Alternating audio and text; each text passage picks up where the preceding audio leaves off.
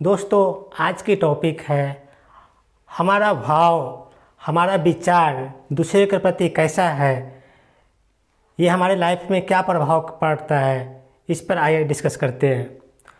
तो मेरा नाम विजय कुमार है, admin and founder of w3web.net।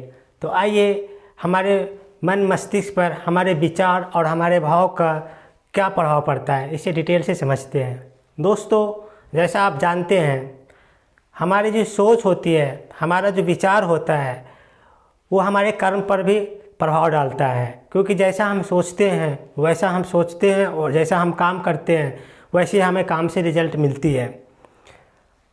इस संसार में जो भी इस धरती पे जन्म लिया है, सभी को अपने तरीके से कोई ना कोई काम करना होता है।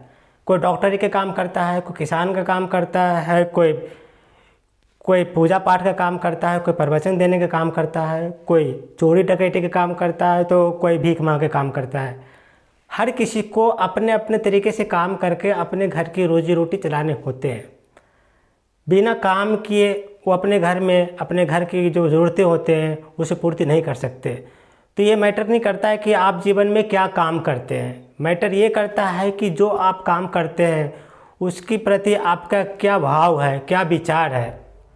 कभी कभी आपने देखा होगा कि बहुत सारे लोग ऐसे होते हैं हमारे आसपास, हमारे जानने पहचानने वाले में, कि वो सुबह से उठते हैं, बहुत बार पूजा करते हैं, बहुत बार मंत्र उच्चारण करते हैं, कभी रामायण पढ़ते हैं, कभी महाभारत पढ़ते हैं, और उनकी दिनचर्या होता है कि अपने धर्म में ही बीतता है। कोई ऐसे लोग होते हैं जो चोरी डकैती करते हैं, उनकी घर के जीवन यापन चोरी डकैती से होता है। वो किसी को चोरी करके किसी को ले आया, किसी को छीन लिए, झूठ बोल दिए, कत्ल कर दिए, कुछ भी कर दिए, उसके घर के खर्चे ऐसे चलते हैं। कुछ लोग ऐसे होते हैं कि प्रोफेशनल लाइफ में मेडिकल, डॉक्टर, इंजीनियर अपने अपने काम करते हैं। लेकिन मेरा मोरल ये है कहने का कि अगर आपने जीवन को अपने पृथ्वी पर आपको भगवान ने जन्म दिया है, तो कोई ना कोई आपको काम करने पड़ेंगे। कोई भीख भी मांग के काम करता है, लेकिन बात अब भीख मांगने की, अब बात चोरी की और बात डॉक्टर इंजीनियर की नहीं है। बात है कि जो आपको काम मिला हुआ है, जो आप काम करते हो, उसके प्रति आपकी क्या समर्पण है, क्या भाव है, और क्या विचार है उसके ऊपर। ऐसा तो नहीं कि जो आपने काम कर रहे हो सिर्फ लोगों को दिखाने के लिए। जैसे आपने मंदिर में गया, पूजा किया, रामायण पढ़ा, गीता पढ़ा, दुनिया को लग रहा कि आप कितने भक्तिमय हैं, लेकिन हकीकत में आपकी जो विचार है, भाव है, वो कैसा है, ये ज़्यादा इम्पोर्टेंट प्ले करता है। अपनी रियलाइजेशन सबसे बड़ी महत्वपूर्ण होता है। कोई चोरी करता है, ठीक है, अपने घर में चोरी चमारी जो भी डकैती के साथ अपने घर के पालन करता है, वो भी जानता है कि मैं जो काम कर रहा हूँ वो गलत है। मैं चोरी करके अपने घर को पाल पोस रहा हूँ, या मैं झूठ बोलता हूँ बहुत ज़्यादा, तो क्या उसको रियलाइजेशन नहीं होता? एक बार नहीं होगा, दो बार नहीं होगा, लेकिन जो हमेशा ऐसा काम करता है उसको मन कभी न कभी गवाह देता है कि आप जो काम कर रहे हो वो गलत कर रहे हो।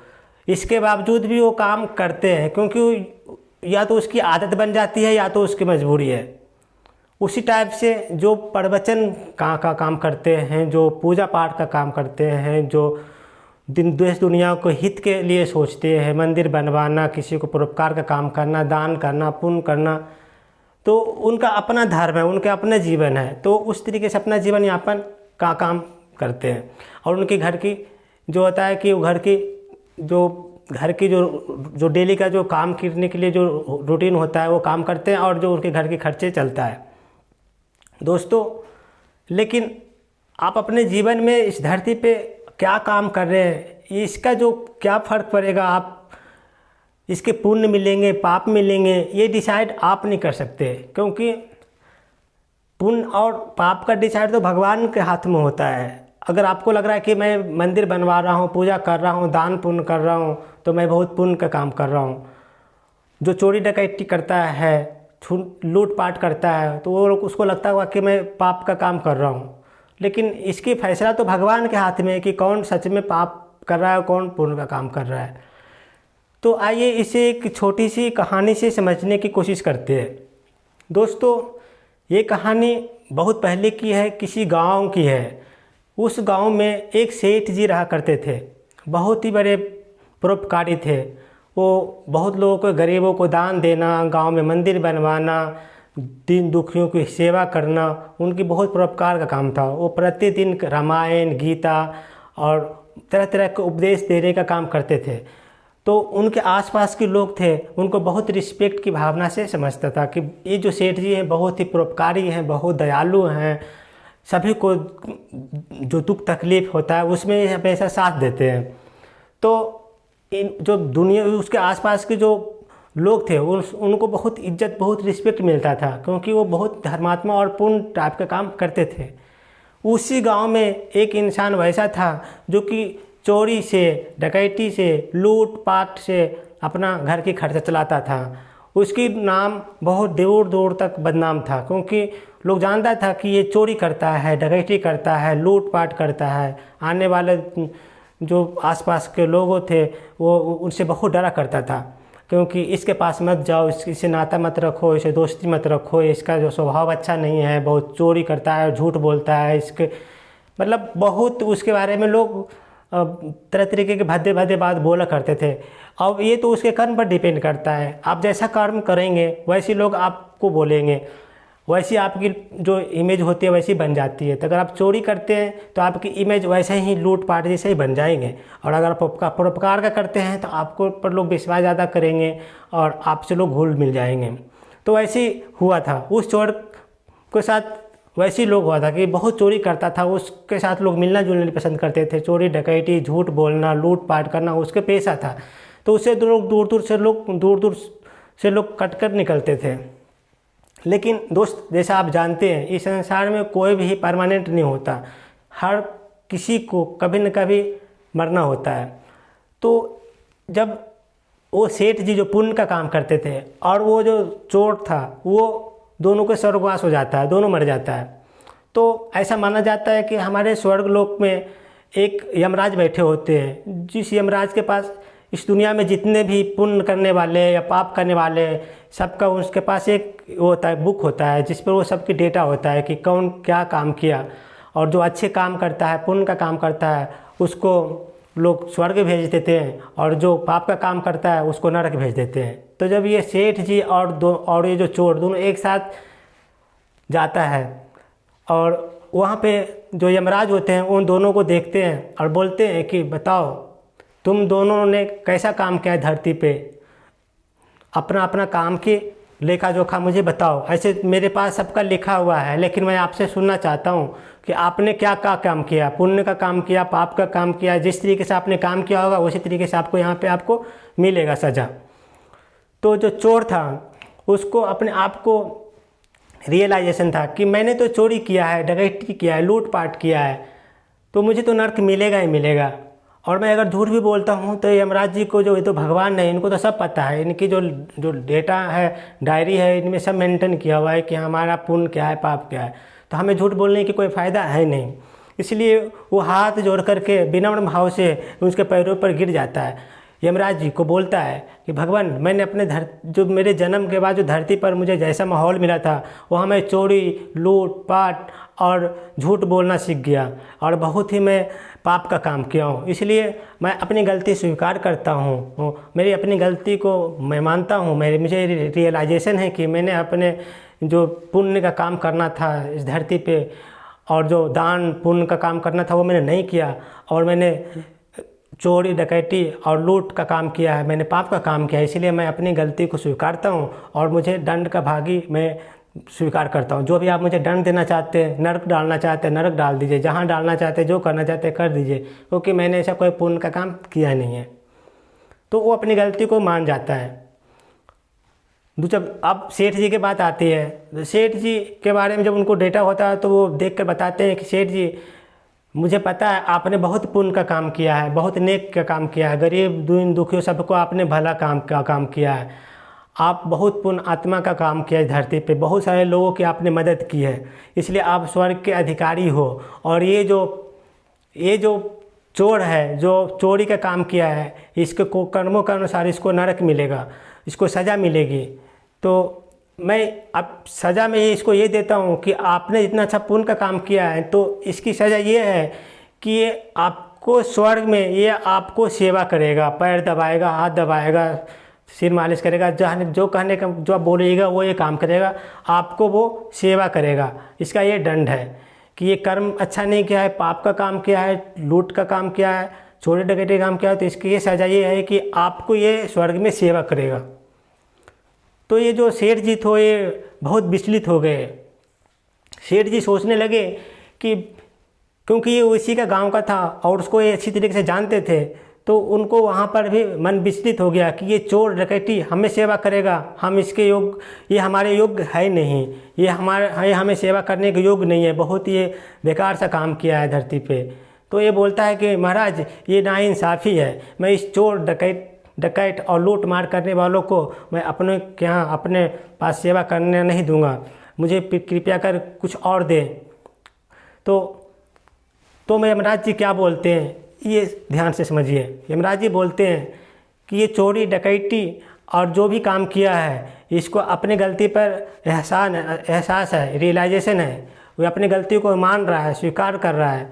जब कोई इंसान अपनी गलती को दिल से स्वीकार कर लेता है, मन से स्वीकार कर लेता है, तो उसके पाप दूर हो जाते हैं। अब इसका मन जो है स्वच्छ हो गया, निर्मल जल की तरह हो गया है। आपको ये जो सेवा करेगा तो बिल्कुल मन तन धन से करेगा। लेकिन सेठ जी आप ये बताएं, आपने तो इतने सारे गीता और इतने सारे रामायण और इतने सारे अपने दान पुण्य का काम किया है, लेकिन इतने सारे दान पुण्य, इतने सारे पढ़ाई के उपदेश कर देने के बाद भी आपका जो मन का जो मैल है वो गया नहीं है। आपके अंदर जो घमंड का जो भावना है, ईगो की भावना है कि मैं बहुत विद्वान हूँ, मैं बहुत ने सेवा किया है, वो आपको गया नहीं है। तो आपका जो कर्म है वो बाहर दिखाने के लिए था ओनली, लेकिन आपका जो अंदर की जो भावनाएं हैं वो घमंड टाइप का था। आपको लग रहा था कि मैं बहुत पुण्य का काम कर रहा हूँ, मैं दान का काम कर रहा हूँ, मैं लोगों की सेवा कर रहा हूँ। तो आप करते तो थे, लेकिन आपकी जो अंदर की जो भावनाएं थी वो ईगो भरा पड़ा हुआ था। और ये जो चोर डकैत था, ये इसको पता था कि मैं चोरी कर रहा हूँ, मैं गलत काम कर रहा हूँ, मैं पाप का काम कर रहा हूँ, लेकिन ये अपनी गलती को स्वीकार कर रहा है। और जब कोई इंसान दिल से स्वीकार करता है तो उसके पाप दूर हो जाते हैं। तो आपकी ये सज़ा मिलती है कि अब इसका उल्टा होगा।